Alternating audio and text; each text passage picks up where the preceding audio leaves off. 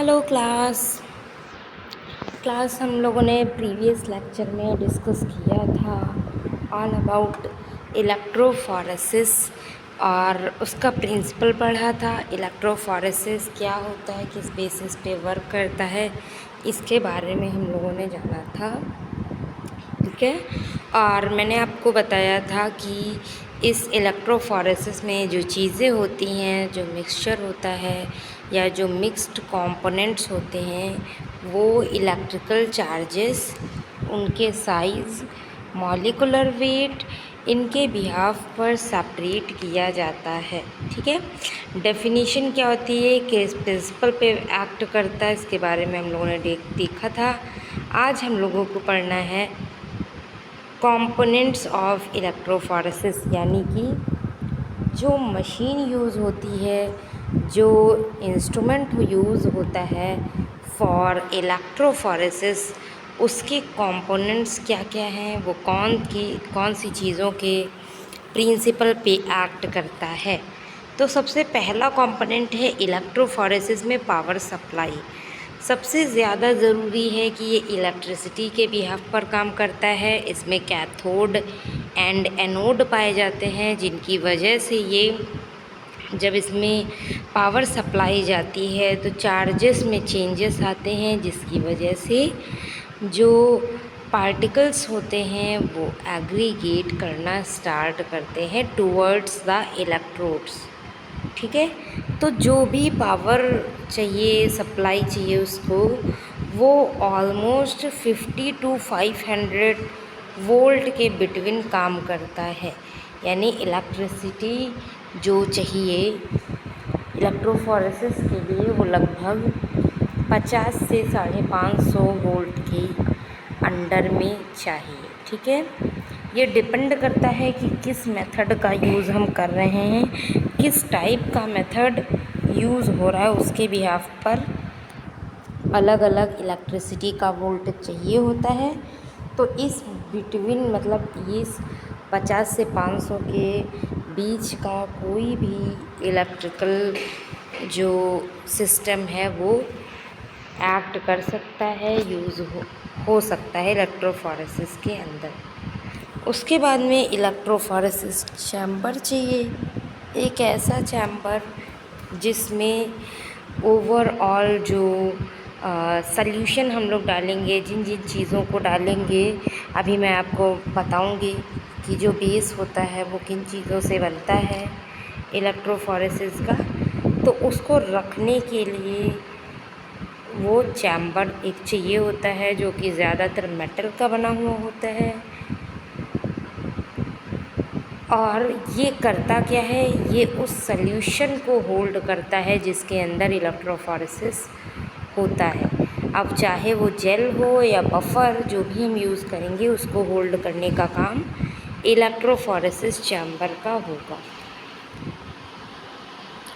उसके बाद में अगला आता है इलेक्ट्रोड्स दो टाइप के, दो इलेक्ट्रोड्स प्लेस किए जाते हैं, जिसमें फर्स्ट वन इज़ एनोड, जो कि पॉजिटिव साइन दिखाएगा, यानी कि इसको हिंदी में बोलते हैं धनायन, और कैथोड को बोलते हैं ऋणायन, यानी वो नेगेटिव एंड पॉजिटिव इलेक्ट्रोड्स को दिखाता है। एनोड आपका क्या करता है, वो नेगेटिव चार्ज मॉलिक्यूल्स को अपनी तरफ अट्रैक्ट करता है। देखिए, ये एक बेसिक प्रिंसिपल ऑफ केमिस्ट्री है कि अगर पॉजिटिव साइन है तो वो हमेशा नेगेटिव साइन वाली चीज़ों को अपनी तरफ अट्रैक्ट करेगा, जो नेगेटिव साइन वाली चीज़ें हैं वो हमेशा पॉजिटिव वाले को अट्रैक्ट करेंगे। यानी different poles attracts, different charges attracts, और जो सेम चार्जेस होते हैं वो हमेशा रिपल्स करते हैं, यानी अपने से दूर भगाते हैं, अट्रैक्ट बिल्कुल भी नहीं करते हैं। ठीक है, तो इलेक्ट्रोड्स बेसिकली ये काम करते हैं। बात करें सपोर्टिंग मीडियम क्या चाहिए होता है। सपोर्टिंग मीडियम वो मीडियम है जिसको हम उस इलेक्ट्रोड जो कंटेनर है जिसमें इलेक्ट्रोड्स पॉजिटिव और नेगेटिव वाले रखे हैं उसके अंदर फिल करते हैं।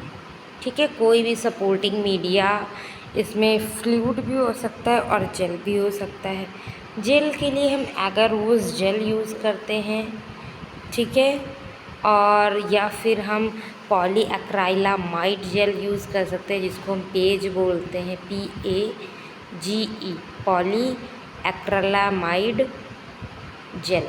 ठीक है, सेल्यूलोज एसीटेट मेम्ब्रेन भी यूज़ कर सकते हैं, पेपर इलेक्ट्रोफोरेसिस का यूज़ भी कर सकते हैं।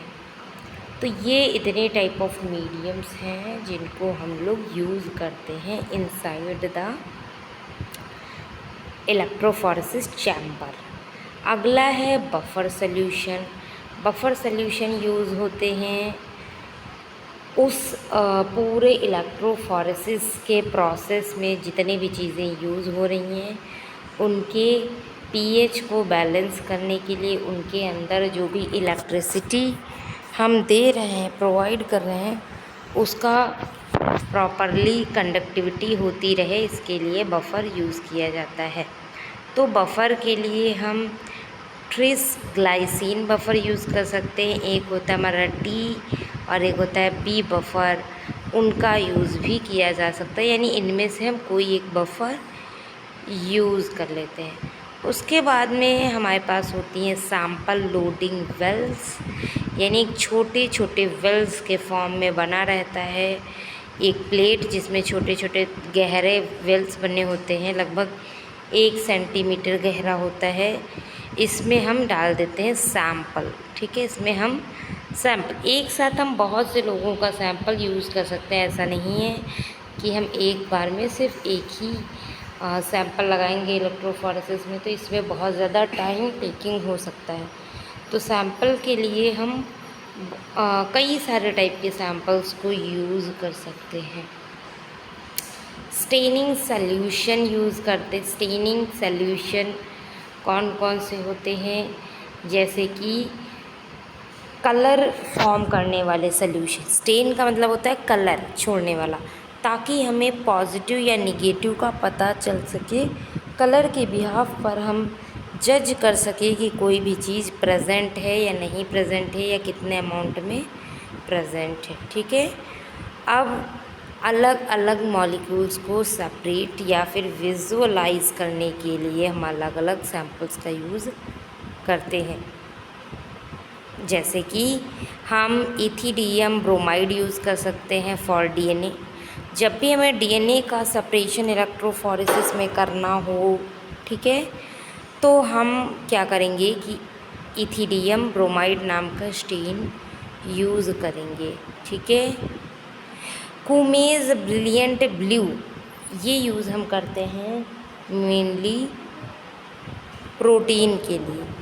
ठीक है, प्रोटीन को जब भी हमको विजुअलाइज करना हो, देखना हो, तो हम कुमेसी ब्रिलियंट ब्लू का यूज़ करेंगे। सिल्वर स्टेन्स का यूज़ भी कर सकते हैं। ठीक है, सिल्वर स्टेन्स का यूज़ हम करते हैं, अमाइडो ब्लैक का यूज़ करते हैं, तो इन सभी का यूज़ भी हम कर सकते हैं। जेल डॉक्यूमेंटेशन सिस्टम भी होता है, यानी कि ये अलग अलग जेल में अलग अलग जब हम सैंपल उसमें डालते हैं तो एक सीधी रेखाएं बैंड्स के फॉर्म में बन जाती हैं। अगर वो चीज़ वहाँ प्रेजेंट है तो उसकी प्रेजेंस को दिखाने के लिए क्या करेंगे, छोटे छोटे बैंड्स बन करके सामने आ जाएंगे, तो वो उस इमेज को कैप्चर करके हमें दिखा देगा। अगर बैंड प्रेजेंट है तो हमें किसी भी प्रोटीन, डीएनए, आरएनए इनकी प्रेजेंस का पता लग जाएगा।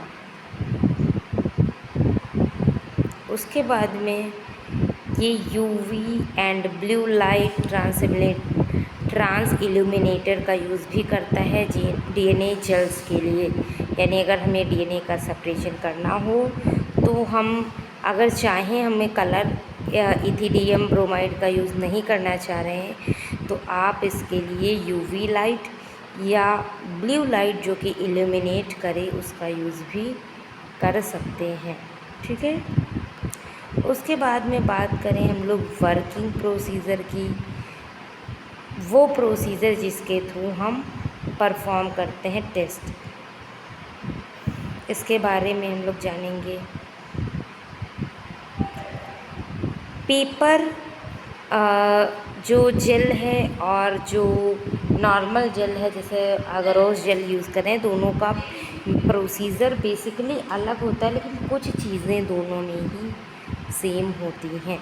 तो सबसे पहले हमको करना क्या होगा, जेल का यूज़ करके एक सपोर्टिंग मीडियम प्रिपेयर करेंगे। यानी हमारे पास जो इलेक्ट्रोफोरेसिस चैम्बर है, इसमें हम जेल भर देंगे। जेल कौन सा, जो मैंने अभी आपको 2-3 टाइप के जेल्स बताए हैं।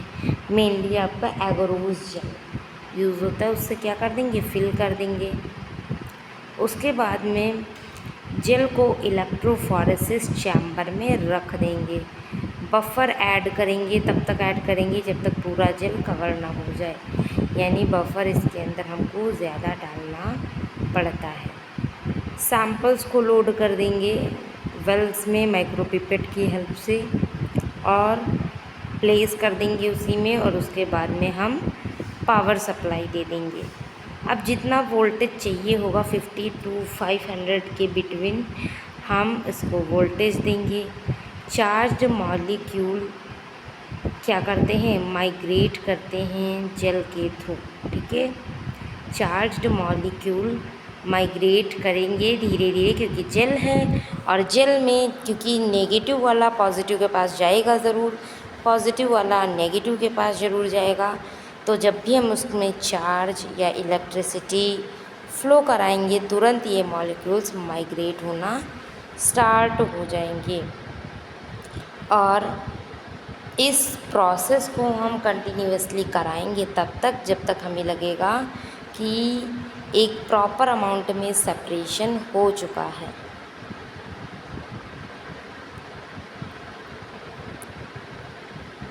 उसके बाद में हम उस जेल को जो उसमें प्रेजेंट है इलेक्ट्रोफोरेसिस चैम्बर में केयरफुली रिमूव कर लेंगे।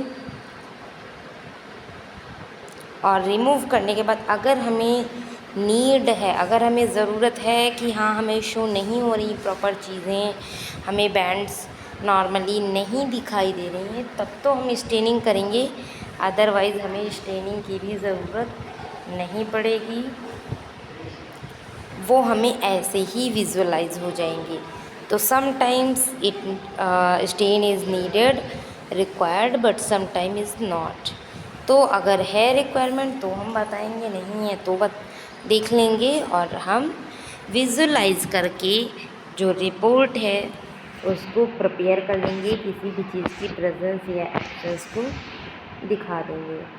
उसके बाद में हम लोग को पढ़ना है paper electrolytes, agarose gel electrolytes, यानी कि अलग अलग टाइप ऑफ इलेक्ट्रोफोरेसिस।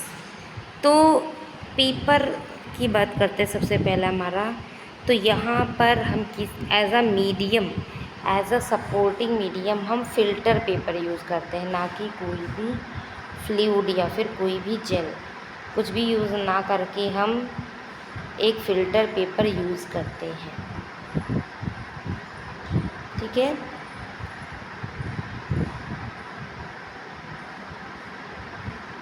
लेकिन ये जो फ़िल्टर पेपर वाला इलेक्ट्रोफोरेसिस है, इसका अब आज के टाइम में उतना ज़्यादा यूज़ नहीं है, because it is very rare and बहुत ही पुराने टाइम पर यूज़ होने वाला मेथड है, ठीक है। अमाइनो एसिड के सेपरेशन के लिए, छोटे साइज़ के प्रोटीन्स के सेपरेशन के लिए यूज़ होता है, वैसे यूज़ नहीं होता है, ठीक है। लेकिन अब अमाइनो एसिड के लिए भी यूज़ नहीं होगा।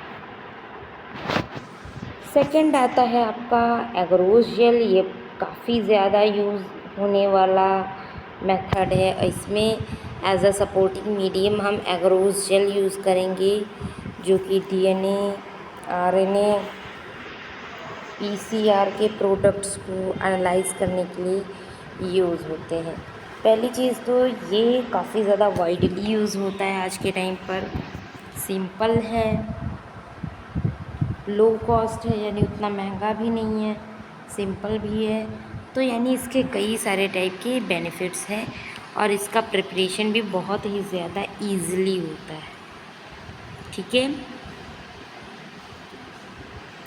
उसके बाद में अगला आता है पेज, यानी पॉलीएक्राइलामाइड जेल इलेक्ट्रोफोरेसिस। ठीक है, इसमें पॉलीएक्राइलामाइड जेल यूज़ होता है। पॉलीएक्राइलामाइड जेल भी एक एगरोस जेल की तरह जेल ही है, उसका यूज़ किया जाता है और इसको हम प्रोटीन के सेपरेशन के लिए, डीएनए के फ्रैगमेंट्स के को देखने के लिए, जो कि हाई रेजोल्यूशन पे दिखते हैं। ठीक है, इसका यूज़ किया जाता है। इसमें भी दो टाइप के होते हैं, नेटिव एंड एसडीएस, बट आपके लिए जो इम्पोर्टेंट है वो यही है, पॉलीएक्राइलामाइड जेल इलेक्ट्रोफोरेसिस। लेकिन ये जो दो अलग अलग होते हैं एसडीएस एंड नेटिव, इनमें बहुत ज़्यादा डिफरेंस नहीं है, दोनों ही ऑलमोस्ट एक ही टाइप के हैं। बस डिपेंड ये करता है कि कौन सा सल्यूशन यूज़ हो रहा है। तो सबसे पहले एसडीएस पेज देखेंगे। इसमें सोडियम डाइऑक्साइड सल्फेट यूज़ होता है, एसडीएस जिसको बोलता है। ये एक प्रोटीन को मेनली करेगा, लेकिन प्रोटीन को ये नेगेटिव चार्ज देता है। प्रोटीन के लिए नेगेटिव चार्ज वाला इन्वायरमेंट तैयार करता है, जिसमें प्रोटीन नॉर्मली आराम से सेपरेट किए जा सकते हैं। और अकॉर्डिंग टू मॉलिकुलर वेट, यानी कि कौन सी प्रोटीन का साइज़ बहुत ज़्यादा है, किस प्रोटीन का साइज़ बहुत कम है, इसके बिहाफ पर अलग अलग डिफ्रेंशिएट करके बताया जाता है। ठीक है,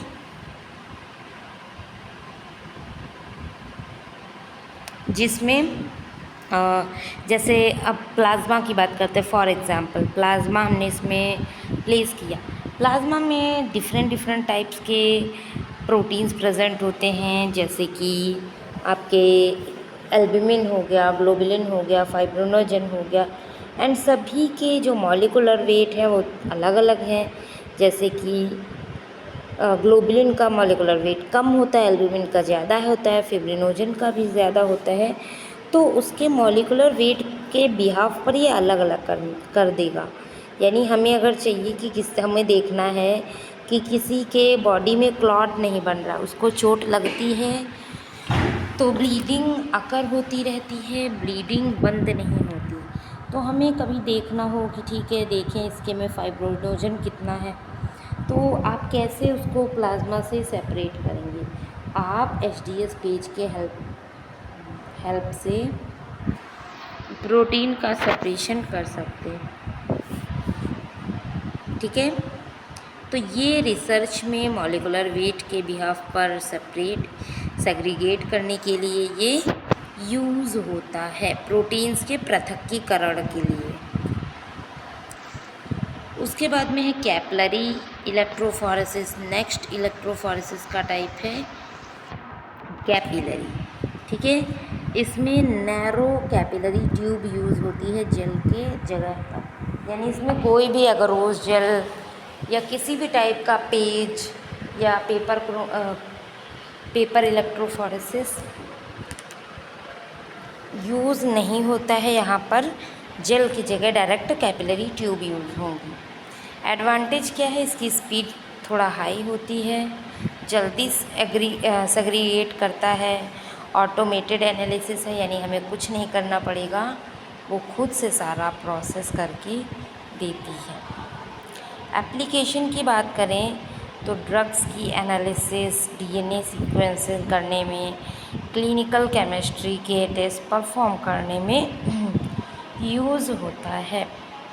नेक्स्ट इसका टाइप है सीरम प्रोटीन इलेक्ट्रोफोरेसिस। इसको हम बोलते हैं एसपीई। एसपीई क्या होता है? ये यूज़ किया जाता है क्लिनिकल लैबोरेटरीज़ के अंदर सीरम प्रोटीन्स को डिफ्रेंशिएट करने के लिए। ठीक है, जैसे एल्ब्यूमिन है, एल्ब्यूमिन के भी टाइप्स है, alpha 1 albumin, alpha 2 globulin, beta globulin, gamma globulin, fibrinogen. ये सब क्या है? ये सब प्लाज्मा प्रोटीन है, सीरम प्रोटीन। तो सीरम प्रोटीन के इलेक्ट्रोफोरेसिस करने के लिए अलग अलग मेथड भी यहाँ पर दिए हुए हैं, जिससे हम पता करते हैं कि किसी भी पेशेंट के ब्लड में कितने अमाउंट में प्रेजेंट है कोई भी ग्लोबुलिन। ठीक है।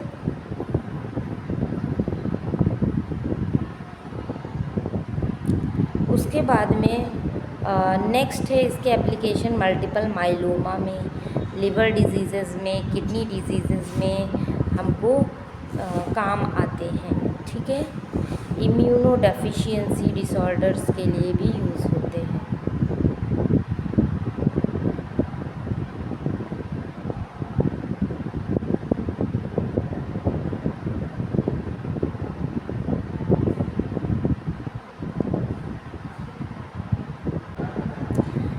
तो ये अलग अलग कंडीशंस में अप्लाई होने वाली सीरम इलेक्ट्रोफोरेसिस है।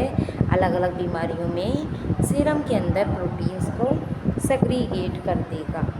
एप्लीकेशंस की बात करते हैं कि कौन कौन से फील्ड्स हैं जहाँ पर अप्लाई होता है इलेक्ट्रोफोरेसिस। तो क्लिनिकल बायोकेमिस्ट्री का मैंने ऑलरेडी आपको बता रखा है, जैसे कि सीरम प्रोटीन एनालिसिस के लिए लाइकोप्रोटीन की एनालिसिस करनी हो, एंजाइम्स की स्टडी करनी हो, हेमाटोलॉजिकल एनालिसिस में भी यूज़ होता है, जैसे इलेक्ट्रोफोरेसिस है, या फिर सिकल सेल डिजीज़ की डिटेक्शन है, थैलेसीमिया की डिटेक्शन है, इनके लिए यूज़ होता है। मॉलिकुलर बायोलॉजी में भी यूज़ होता है, जैसे DNA, RNA, PCR, polymerase chain reactions, DNA fingerprinting, इन सभी में भी इलेक्ट्रोफोरेसिस यूज़ होता है।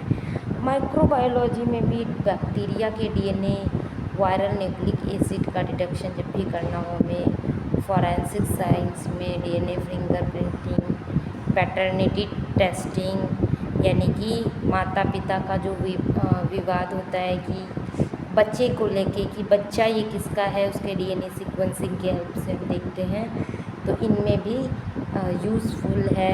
क्रिमिनल इन्वेस्टिगेशन में भी यूज़फुल है। मेडिकल रिसर्च के अंदर प्रोटीन, जीन्स, बायोमार्कर्स, ठीक है, इनमें सब में यूज़ होता है। तो ओवरऑल आप इसको समझ सकते हैं कि ये नॉर्मली उन चीज़ों में यूज़ किया जाता है जिसका साइज़ बहुत कम हो, जैसे कि डीएनए, आरएनए या डीएनए के फ्रैगमेंट्स हैं, फिंगरप्रिंटिंग है, या कौन सी प्रोटीन किसके प्लाज्मा में, किसके सीरम में प्रेजेंट है, इसका पता लगाने के लिए यूज़ होता है। तो ओवरऑल बहुत ही छोटे साइज़ की जिनका डिटेक्शन हम नॉर्मली या यूजुअली नहीं कर सकते हैं टेस्ट के बिहाफ पर, उनके डिटर्मिनेशन के लिए यूज़ होता है। ठीक है। तो उसके बाद हमको देखना है एडवांटेजेस, कौन कौन से एडवांटेजेस होते हैं। So before we begin the advantages I have a notice for you. अगर आप अपना मेडिकल स्टोर चला रहे हैं, उसे फार्मा क्लिनिक में चेंज करना चाहते हैं, तो आपके लिए बेस्ट है टेली मेडिसिन कोर्स। इसमें आपको बताया जाएगा कि कैसे आप अपने मेडिकल स्टोर को कॉरपोरेट मेडिकल स्टोर में डेवलप कर सकते हैं और हेल्थ केयर का एक इस इकोसिस्टम बना सकते हैं। इसमें आप डॉक्टर से ऑडियो कॉल, वीडियो कॉल पर कनेक्ट हो सकते हैं। इस कोर्स की कंप्लीट फ़ीस 25,000 रुपीज़ है। अगर आप इस कोर्स में इंटरेस्टेड हैं तो हमारे दिए गए नंबर पर कॉल कर सकते हैं। तो आज की क्लास में हम लोगों ने यहाँ तक देखा। एडवांटेजेस की बात करते हैं। एडवांटेजेस कौन कौन से हैं? तो हाई सेपरेशन एफिशिएंसी इसकी है, यानी ये बहुत तेज़ी के साथ चीज़ों को सेपरेट कर सकता है। ठीक है,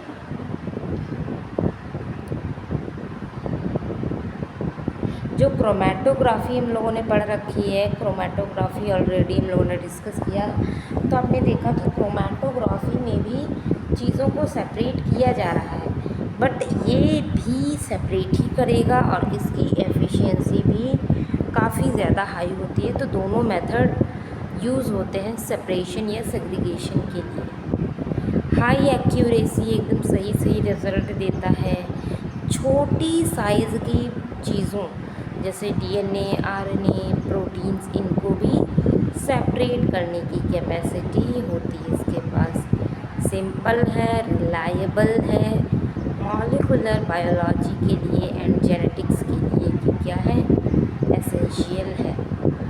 डायग्नोस्टिक एंड रिसर्च लेबोरेटरी के लिए भी ये काफ़ी ज़्यादा सूटेबल है। अब कुछ डिसएडवांटेज देखेंगे, क्योंकि किसी भी चीज़ का कुछ एडवांटेज है तो थोड़ा बहुत डिसएडवांटेज भी होता है। थोड़ा सा ये टाइम कंज्यूमिंग प्रोसेस हो जाता है। ठीक है, टाइम टेकिंग है, थोड़ा टाइम ज़्यादा लेता है, हालांकि काफ़ी ज़्यादा सेंसिटिव है, काफ़ी ज़्यादा अच्छा मेथड है, फॉरेंसिक वगैरह के लिए तो बेस्ट है। बट कमी इसकी यही इतनी है कि इसमें टाइम बहुत ज़्यादा कंज्यूम होता है। स्किल्ड पर्सनल चाहिए।